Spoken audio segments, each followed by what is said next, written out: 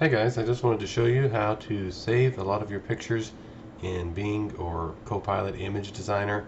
So you've probably noticed by now, if you've been using it for a while, that after you generate your sets of images, you can click up here to save them to your collections, which I've already done with these on the screen.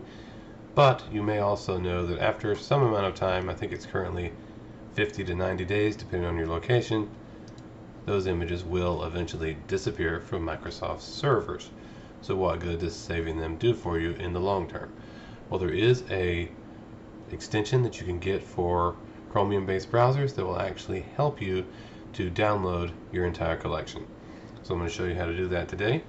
So the first thing you want to do is go to the Chrome Web Store. That's chromewebstore.google.com. You don't have to be using the Chrome browser.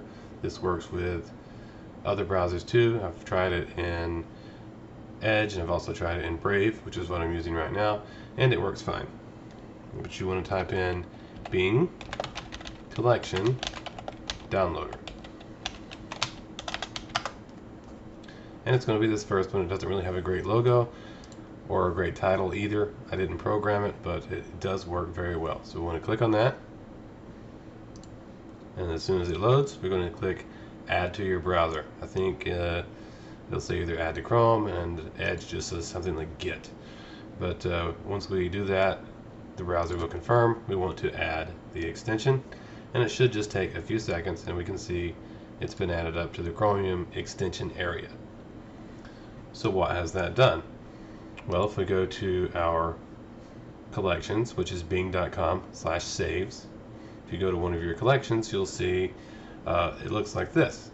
But after we've installed the plugin, let me reload, we have a new button up here that says download all images. And that's pretty much the extent of the extension.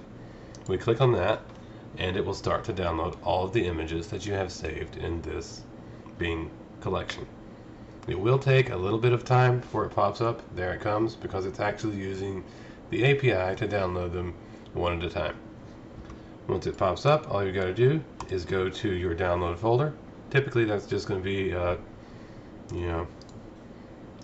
C/downloads or whatever. Mine's a little bit different than most people's. And you have a new zip file. I'm going to open that up. I use 7-zip because typically it's got a lot of special characters. Sometimes Windows throws a fit about it.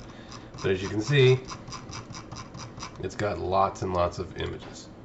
But it doesn't have all of them. I have 3,000 images in this collection. It only downloaded 1,000. And that is a limitation of the API. It'll only download the latest 1,000 images. So you're going to have to run this every 1,000 images, or if you're working backwards, you'll have to download 1,000 images, delete 1,000 images, and keep going until you have them all. So I hope this has helped you. It's a great way to download all of your images all at once.